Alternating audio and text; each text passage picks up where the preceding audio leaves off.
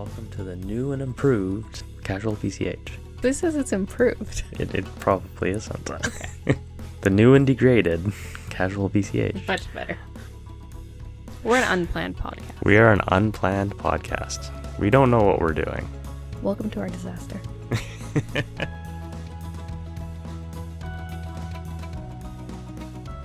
We're definitely not professionals. This is not our normal thing. This is outside my comfort zone by quite a bit.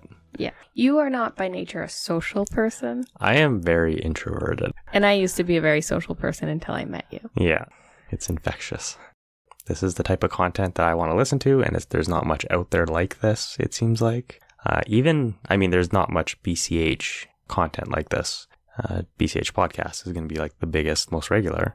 But even when you go looking at like other cryptos like BTC, which I've looked through because there's not much other choices, none of it seems really good. A lot of it's really shilly and advertisey and super maxy. One of the most annoying things about you is getting into the vehicle with you and you deciding to put on a BTC podcast on our road trips. I don't do that a lot. No, you don't. But every once in a while, you're like, I really want to listen to something other than music. But there's no BCH podcast to listen to because you always listen I'm up to date. Yeah, exactly. And so you just find whatever crypto one that's available. In my defense, I usually do that when I'm alone. You do. And then I talk to you about it after. So true. So yeah, basically just us talking to the wind, and some people seem to enjoy it. In the older episodes basically fell off the face of the planet from life and stuff happening. But decided to try and start it up and hopefully get into a regular schedule, regular pattern with it. So we'll see. Cool. Anyway, on to the next. So what are we talking about today? BCH is Bitcoin. Why? This is a test. How much do you remember from my blathering on? Sorry, I was just thinking of the song. Oh. So for people that aren't in Bitcoin Cash or crypto in general, we figured it might be good to go over some of the common talking points that you see online on places like Crypto Twitter or Crypto X. Twitter. What? Crypto Twitter? Yeah. Crypto Twitter. It's a thing. Oh, okay. It's what people talk about, or what they call it. I call it twattering. It's twatter. Well, it's not twatter anymore though. It's X. It's Xing. It's a railroad crossing. That's the non-dirty version of the jokes. I hate Twitter. It is kind of addicting. It's nice to be able to just like quickly browse every now and then and see what's going on. I do prefer the more long form stuff like Reddit. Mm-hmm. But even that's kind of now. Like, I get the whole purpose of it all, but I just find like I have a Twitter account, but I open it so rarely. And every once in a while I open it, I'll open it to listen to a specific Twitter space that gets posted into Telegram. And that's pretty much it now. Mm-hmm. Otherwise, it's like every once in a while I open it and I mostly see like random cat things, mostly because of Cheap Lightning. Well, that's about it. That's who you're following, so yeah. One thing, this is a side thing. What would we call it before? Tangent? Going off on a tangent? Yeah, so we still do that. Listening to some of the spaces, one of the more recent ones I listened to is like, they're talking about how great spaces are for communication. Like, this is the best way to do it, it seems like. And it just kind of bugs me because it's like Twitter spaces are nothing unique. They're not some new thing. It's just going old school. It's like you had like your TeamSpeak servers, your Ventrilo servers, your like, these are not new. Group chats and stuff aren't new. It's just everybody has Twitter, so it's like easy to connect up. But they're also so focused on phone. See, that's the thing is, as far as I understand, you need a phone to do Twitter Spaces. Yeah. And Android seemed quite buggy. Like, I don't use it on my phone. No. So I would never do a Twitter Space. So, yeah, I don't know. Really anyway. Sorry. So a lot on crypto Twitter, X, whatever. A lot of the talking points people might see with BCH from BTC maxis generally, or just points you would see about BCH would be things like, why not just use Lightning? Big blocks centralize, so they're bad, so BCH is bad. BCH is dead, the market's decided, everyone should run a node, which you can't do on BCH. Fees need to be high and you want a fee market, which BCH doesn't do, and just random stuff like that. And it's like each one of those little topics is like its own big explanation that's needed to dispel it. And that's not what Twitter's good for.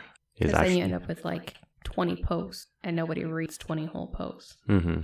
So it's like all these quick talking points get thrown out constantly and people just accept it as truth because it takes actual research to get into it. Mm-hmm. So we thought it might be good to go over some of these points and might be useful for people if they actually want to learn to just be able to point back to an episode type thing and go over specific ones. And also when you're twattering, you can be like, hey, I made a podcast about that. Yeah. So I made that big read.cash article about sustainability between BTC and BCH and how they're different economically. And so I posted that to a bunch of people. And, again, a lot of people don't care, but there's been some people that have engaged a little more with it. Although it's still funny to see the people that have the blinders on and they like glance over it, dismiss it, and then try to attack it. And it's like, you haven't read it. Mm-hmm. So point number 1. It'd probably be good to be like, big blocks are bad. Bigger is always better. Done. Next. So, sorry? Sold. So the argument is if you go bigger blocks, it will cause the network to centralize, which means that you can't run a node, which means that Bitcoin would become captured by the banks and the government because you can't run a node. And a node is the software that is watching the blockchain as all the transactions happen. Mm-hmm. And if you really want to dive on this, you could go back to our old episodes and go over that, where we do go over a bunch of that. So that read.cash article I posted kind of goes over this, because a lot of it comes down to how technology advances over time.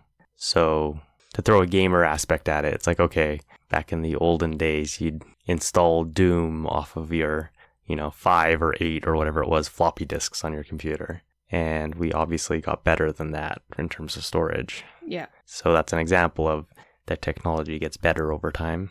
So that applies to part of the reason it's hard to dispel this is because there's a lot of elements to it. Because it's like you need hard drive space for the nodes. You need CPU processing, which people usually don't think about for that, which is tied to like how the code is written. You also need networking side, so you need bandwidth up and down to the different nodes to share the data. And that also has its own elements, technically, that fix a lot of that has nothing to do with the bandwidth itself. And then you have memory requirements for the nodes, and all of these little things have their own arguments you could make against them. But at the end of the day, they're all advancing and getting better. And even when you go look at that article I did for read.cash, it was written a year ago now.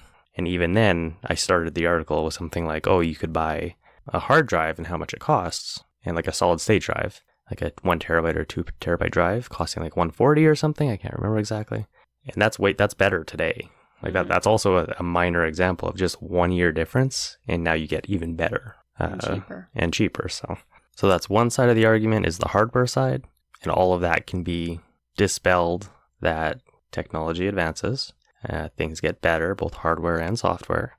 The other side is more functioning design of the network, where even if the block sizes go up, some people that have older computers or they can't afford to upgrade to handle the bigger blocks, which there will be some, that's fine because you don't need everybody to run a node. Your grandma does not need to have a server in her living room running a Bitcoin node so that her server can see all the transactions coming in. Because even if she did, what is she going to do with it? Mm-hmm. So can I ask from a non-technical person who's very happy of convenience? I suppose. Question, question here. That was a weird sentence. I know. All right. What is wrong, realistic, with the big companies? I know a lot of people hate things like this, especially in crypto world, but like a big thing a lot of people complain about is, if you go big blocks, and I see this from both arguments on both sides, whether you're looking at big blocks meaning more storage or small blocks meaning higher fees. Okay. Mm-hmm. So we're gonna say Amazon, big company. Okay. for storage purposes here. Amazon has to do storage for big blocks because they're a massive company, has lots of storage, yada, yada, yada.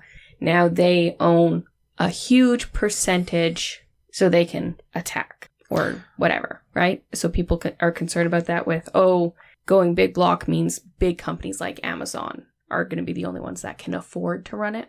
Okay, so you could fast forward and say like maybe two different ways for this, where it's like one option would be the blocks get so big that the chain centralizes so that only big companies like Amazon and Google can afford to run a server. Is that the one you're going, the path you're looking at? Okay. Yeah. So that's my line of thinking here is people make that argument with big blocks is if you go so big, eventually only big companies are A, going to have the money and B, the space to be able to run. Yeah. So that's the extreme that people jump to right away when they talk big blocks and they're trying to demonize it. Yeah. And that's the far extreme. Like there's a big, vast area of sizes, you could say, until it gets to that point. Mm-hmm. So there's no reason you have to go to that extreme when you're talking big blocks. Okay. So then on the other side of it. I will just jump in real quick and say, so that's one example is that those companies that have a lot of money are the only ones that can afford to do it. You could, in theory, make the argument as well that it's the same thing like that, except that the Amazons and the Googles and these big cloud providers, they're the only ones that are going to be able to provide servers at a cheap enough cost. So maybe if you get really big blocks, you could still have, power users and hobbyists running their nodes, but they're not doing it themselves. They're doing it on like cloud storage because it's cheaper than doing themselves because they can't host it themselves. Mm-hmm. So then the argument would be you're centralizing all of the nodes in these big companies because they're running them. Mm-hmm. So I'm just throw that in as like a nuance that people could also make, but they usually aren't making that one. They're making the first one, which is only these big companies and banks would actually run a node. Sorry. Mm-hmm. Okay. Continue. Well, so I was going to keep going down that pathway there. I have like 3 pathways I want. Okay. So going down that pathway, us building our game, we're looking at running a server. Yes. Amazon server running, one of our options. Mm-hmm. It's, looking at, I think, MissSwap, for example, used Amazon server. Yeah. So many companies and projects and everything else use Amazon for running. They don't run their own stuff. They use a big company to run it. So how many people who run nodes already use a big company? When we did mining years and years ago, do some video cards, blah, blah, blah, we joined a random company. Pool thing, yeah. Yeah. You find ways to centralize yourself already by joining other people. Mm-hmm. So what really is the harm in the bigger companies? See, that's part of the problem, I think, is the maxi view, the people that take the one extreme. They're basically saying that you can't trust anything and you have to, which, there's definitely grains of truth to that, but you have to do everything yourself. And that's when you get your grandma running a node in her living room. Like that's also the one extreme, and you don't have to go that far. Mm-hmm. So yeah, no, I would agree that there's shades of gray, and not everybody needs to run a node. And there's a lot of cases where you can offload that trust to a company or something like that. The reason is it's shades of gray is because you're not truly giving up your trust, because you could always back away and use another company or something like that. Yeah. So doing like pool mining is a good example because you are offloading your trust and using their node because that's how it's set up. You're not doing your own node. So you're trusting that their setup is paying you out properly and everything. But if they are shady, then you just go somewhere else. So it'd be the same thing in the future as if companies didn't want to run their own node, but they wanted to use crypto and accept payments. Like every corner store type thing, gas station isn't going to run a node. Yeah. Like if you get a big gas station chain like the Shell or something, they're going to use a big company, or they're going to have one master company that they all go to. Yeah, like to start out, they might go to another company, but that's a big enough company where they would run their own node at some point, and they would keep that internalized because they don't want to trust anybody. But running a node is not expensive. Like I've worked for companies that have done a lot of server stuff, and they spend a lot of money on that. Mm-hmm. Running one node with large blocks, like even when you're talking like up to 1 gigabyte, 4 gigabyte blocks type thing, the cost is nothing Mm-hmm. when you're talking companies. Yeah. Like at that point, you start talking about, okay, what about hobbyists? So that's where the discussion is. And like that little Read Cash article I posted, like even that, when I wrote it, I think I said that my computer, it's a gaming computer. So it's not the worst out there. It's definitely not most up to date. I'm not the type of person to spend $1,000 on a video card. I'm way too cheap for that. But it could handle, I think I worked it out to 4 gigabyte blocks. And that computer could handle it then. Obviously not everybody has, fiber internet and stuff like that, but a lot of places do nowadays. Yeah. And it's getting better and better. So Well, even with SpaceX internet thing going worldwide too. Starlink, yeah. Yeah. Doing 4 gigabyte blocks on Starlink is going to be an issue. But that's kind of the thing, is that it's not a snap your fingers and all of a sudden you're looking at 1 terabyte blocks. Mm-hmm. So when people jump on BCH and say that, it's not decentralized because of big blocks, it's like, well, you could argue that BTC increases block size from 1 megabyte to 4 megabytes roughly, say. That's a whole other discussion. But it's like, you could say that happened and it didn't suddenly blow up the network. Yeah. It's still working fine. Like, there's other networks out there that are running that are decentralized that have bigger blocks than that. So yeah, it's a false statement. It's trying to demonize when it doesn't have much to back it up. So then going further on that one. Okay. Into the big company and taking on from the BTC standpoint. So their issue is you can't go big blocks, because if you go big blocks, you centralize by making it only capable of the big companies running. But then their argument is fees. Yes. With small. The fees have to get bigger, or will get bigger, which is okay. And the big companies will pay those fees. And all the little guys will use Lightning. And all the big companies will maintain the main network and pay the big fees. Yep. So in the end, they're still relying on the big companies. Yes. So this is like pulling back the layers of the onion. So yeah, you'll get the people that are talking about, that'll jump on the comments and point at BCH and say it's bad because of big blocks. Mm-hmm. And it's not decentralized. And it seems like their arguments end there, like the knowledge ends. They're just almost just repeating the talking points. Yeah. And then you get the next layer of people that do that. They talk, when things are brought up about fee market and sustainability, they say, and that again, that's its whole own topic. Basically, BTC has decided they don't want lots of people using it. They want few people with high fees. So their argument is that you will get those big companies. People don't want to pay high fees, but you need high fees with BTC. That's how it remains sustainable. So those big companies are going to swoop in and they will pay the high fees. And that's why BTC works. And that's the argument that they use. So these big companies and these governments and stuff, they're the ones that are going to be paying these fees. Yeah, it's kind of on one hand, you have people fighting against it because we don't want big companies having control, running these nodes, and they're the only ones that can afford to do it. But then in the next sentence, it's we want these big companies to pay the high fees, which is what's securing the network because they're the ones paying the miners. So it blows my mind when people don't connect those. And it's the same thing.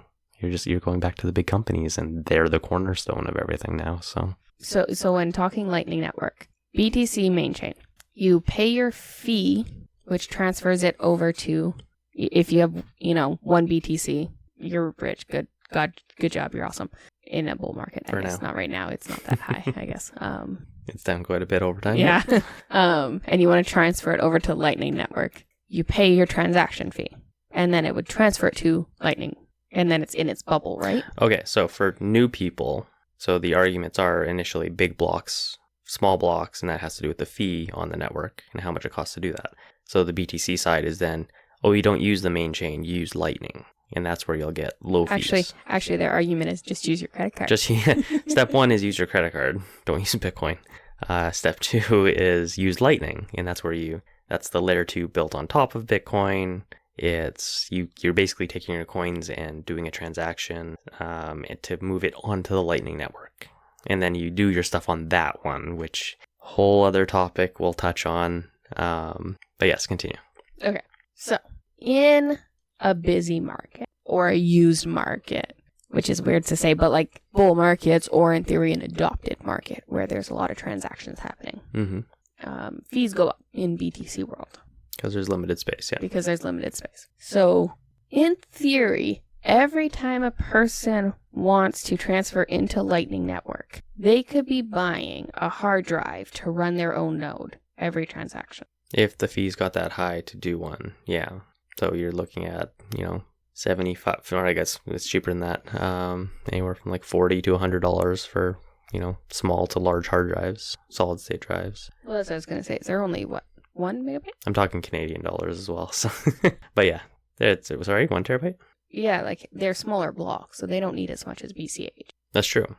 So regardless, you can get a hard drive for a couple transactions or one, depending on the cost on BTC.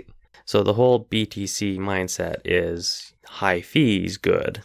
Large blocks require more powerful computers to do the nodes. Something's not clicking there for people because, yes, it takes a little bit of money to run a node. And you might need to upgrade that node or the hardware in that node if you want it to keep going if the blocks go up quite a bit.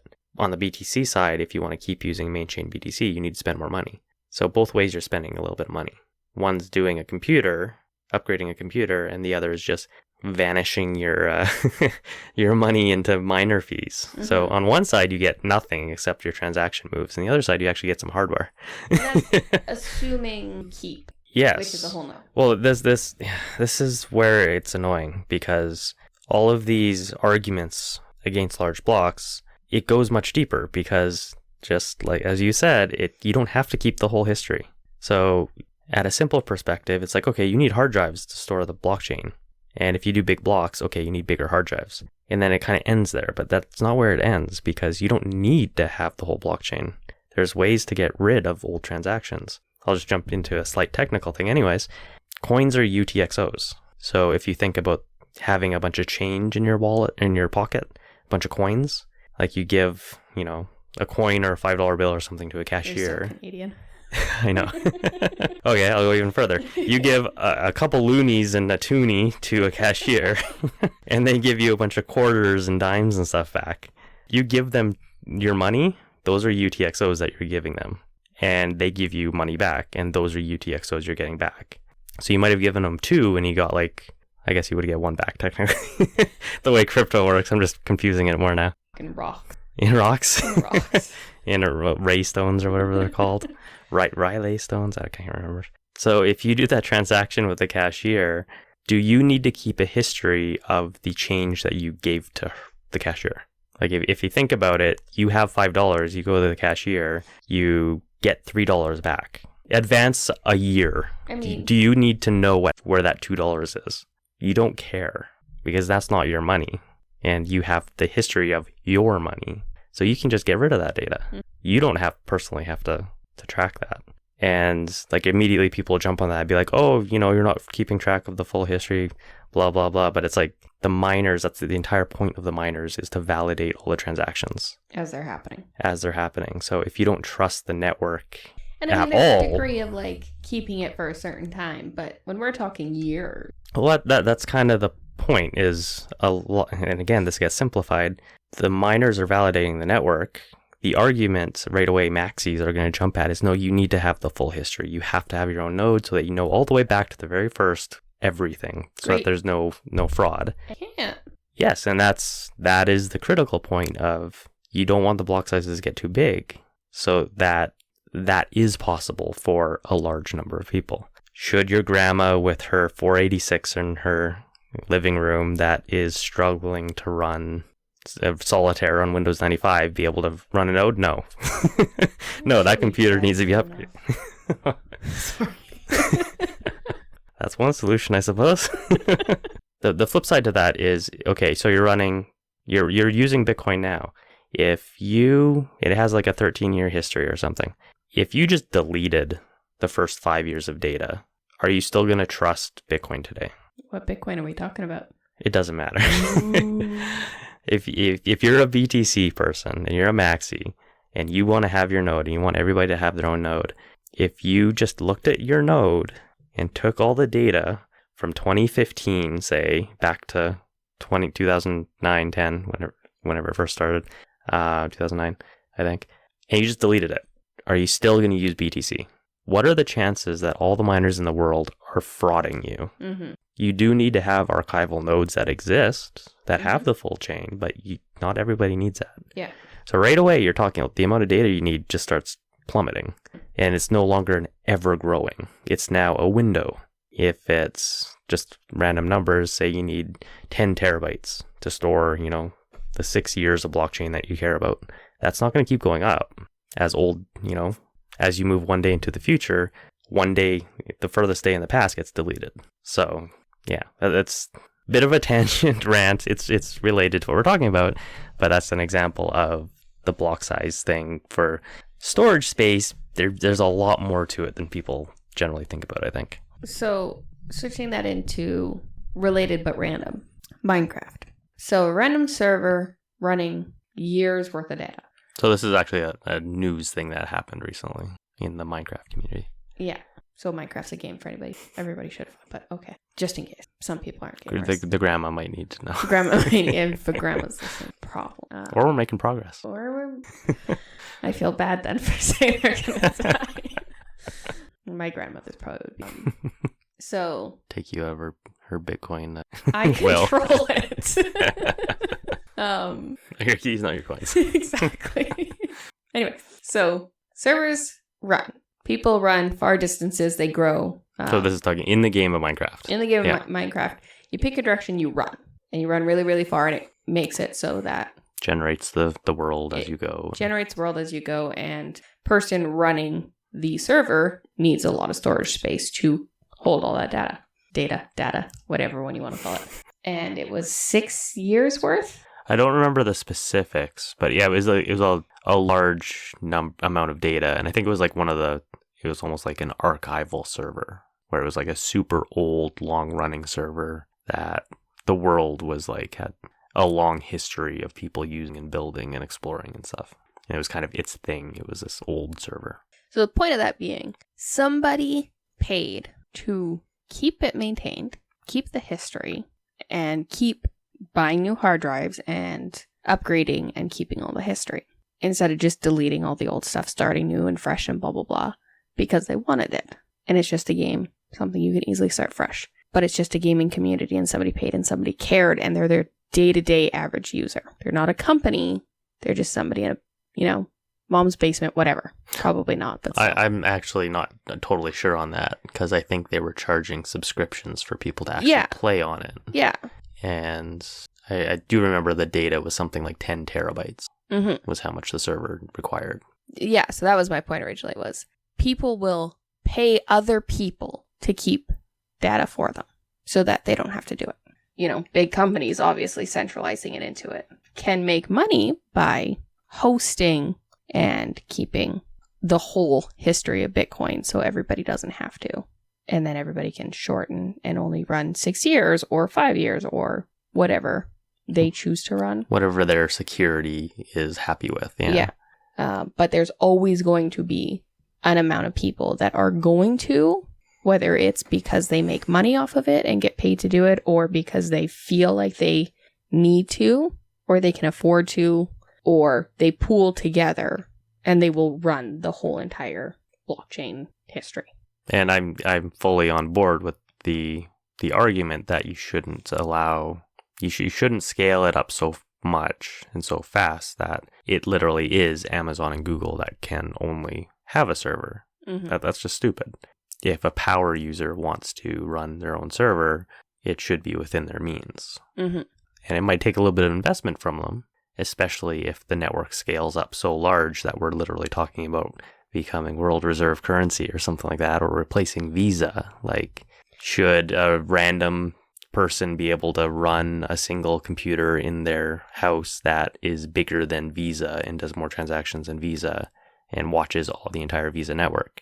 It seems a little redundant, like not required, but I also feel like that'd be a good problem to have. Like, for the network to get that big? Yeah. Like, if we're like arguing over like, should Joe be able to run the whole network in his basement? It's like he's trying to support the whole entire world being able to watch transactions. Like, no. That's a lot of people. It is, but the point still being that the hobbyist power user should still be able to do that. So, yeah, but it's not going to be cheap. No, but it's not going to be super expensive either. Like that's the thing. It's shades of gray. So I come from a networking background, and vast majority of people do not have network labs in their house where they have, enough equipment to be considered a small internet service provider. But technically, you can do that. Like, it's not super expensive. You're not going to be running the top tier equipment, but if you spent a little bit of money, you could be running some respectable equipment. And that's totally doable. It requires a little bit of investment. And that's kind of what I think that nodes should end up being at some point. Keeping in mind that technology always advances. And cryptos, if you just think about it, it's a little odd because it's like you have this worldwide network that anybody, Joe Schmo, can start up a computer and join it. So you might get to the point when the numbers work out that you are running a crypto network bigger than Visa and it's doing all these transactions. And a node can be in somebody's house on something like a little Raspberry Pi computer for like $100. Like everything might work out. So that's totally doable. And that's fine. That would be great. So the flip side to this conversation as well in terms of nodes and decentralization that always gets glossed over is the decentralization part. A lot of the argument is that decentralization is the purpose in what we're striving for, and that means everybody using a node would be the maxi argument. And I'm much more on the side of it. The decentralization is a means to an end, which comes down to, yes, the super old computers out there are going to get kicked off the network, which is fine because you just need the network to be decentralized enough. So a quick example would be something like, okay, say you have a network with 2,000 nodes on it right now, and all of them are running in, people's basements with like a couple at businesses and Google or whatever, but the vast majority are in people's basement. Great. Is that more decentralized than a network that has 20,000 nodes and half of them are in Google, Amazon, 500 different banks, government offices, and the rest of them are in power users' houses and small businesses? So right away, it's like if you scale up the network and it actually becomes fully used everywhere, the usage is going to be gigantic, way bigger than it is now. And a lot of small businesses are going to be pooling to like some big node hosting providers and stuff, but you're still going to have some that run their own. You're going to have a bunch of medium-sized and large businesses that also run their own. You're still going to have power users that run their own, but you're also going to have a massive amount of nodes in things like governments and all these gigantic companies that don't want to trust everybody else. I mean, all the small businesses are expected to outsource to larger, more experienced or better resource companies. More specialized. Even your experience working. You work at one company, they outsource to a better company. You work at another company, they outsource to the same company. You work at another company, they also reach out to that company. They, it's all using one service that's better for that service. They could all run it. They all used to run services, but they end up all going and swinging over the years and changing to that same company. Because it's more efficient. Yeah. Yeah. And so for all the little companies to run their own nodes and stuff in a crypto world just doesn't make sense to me. No, because you don't get anything out of it most of the time. Yeah. Like once you start getting to scale and starting to care about the finances about it more, where it's like we're doing very large volume and now it's like we want to make sure it's the amount of money at risk potentially is above our safety or our comfort level. That's when they take the extra security steps. So like banks running their own, where it's like people are coming to them to do transactions and secure their money, and they're holding funds, they're investing people's money. It makes sense for them to run their own shit. But for mom and pop shop that, right now, they connect to a random provider to do their bank. To accept credit cards and stuff. Yeah. They don't even handle that right now. Exactly. Yeah, so they're not going to handle that in the future. They're not going to run a node. Yeah. So, and I think that's even like with crypto adoption now is a struggle because it's like, oh, download these apps, run these programs, learn this new thing. It's just more complications for them to learn. even though it's so simple for crypto, where it's like all you have to do is have people tap or swipe, or like it's super simple, easy for BCH, for example. But if you start asking them to run node stuff on top of that, I would say like 90% of small businesses would instantly say no. Pretty much. Yeah, any sort of friction, and you start losing people. Even if you look at crypto now, it's people using custodial services is a major issue, because you still see tons of people using exchanges and stuff as their account to hold everything. And obviously that's not good, and a lot of people get burned that way. Mm-hmm. But it still happens, and that's because not everybody's going to run a node, not everybody's going to hold their coins. Yes, in the future there are going to be custodial options, because grandma doesn't want to secure her. Mm-hmm. It's just reality. I think a lot of people also view exchanges as a safer option because it feels like a bank. Yeah, and that's what they're used to. Yeah. And there's going to be people that do that. I would argue that the vast majority of people don't care about this. They're not going to want to care to secure their seed phrase and all this stuff. Mm-hmm. And that's the way it'll be for a while. It might change over time, where if crypto does ever catch on, it becomes the social norm that you are the one responsible. But that's not going to be for a while, if that does happen. I am Bitcoin, I'm not nervous. I'm the tech that changes what society is. I am money, I create freedom, and I'm limited, so I know what my worth is. I don't ask how high the fee is. Got an open, verifiable blockchain. Hashes and transactions I find in my process. I verify what I'm handed, I trust what's commanded. But under the surface, I feel berserk like a keyboard warrior that's suddenly wordless. Under the surface, was Satoshi ever like, yo, I don't wanna fight big banks. Under the surface, I'm pretty sure I'm worthless if I can be of service.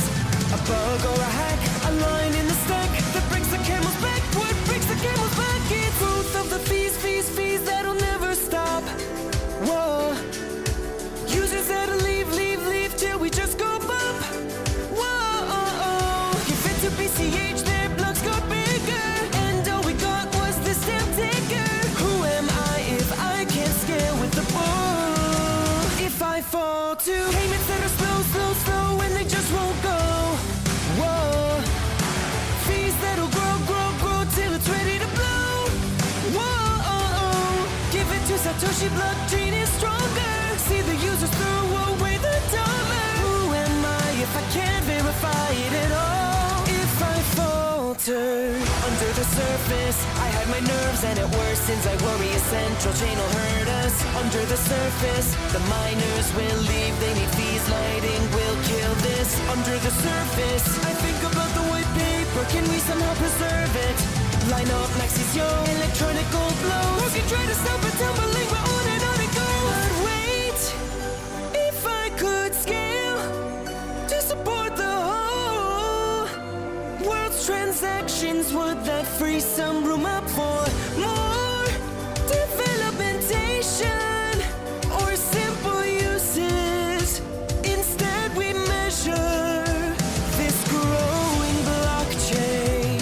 Keeps growing, keep going, 'cause all we see is rising of the fees that'll never stop. Whoa, users that'll leave till we just go pop. Whoa, BCH is big, the original purpose. See why it can sustain all the miners' income. Watch as Satoshi's design bends but never breaks. No mistakes, just fees that are low and sustainable. Whoa, blocks that can grow, 'cause we're ready to go. Whoa, come to Bitcoin Cash and never wonder when Blockstream's gonna pull you under. What's the point if not world currency? Low fees, big blocks, no mistakes, no pressure.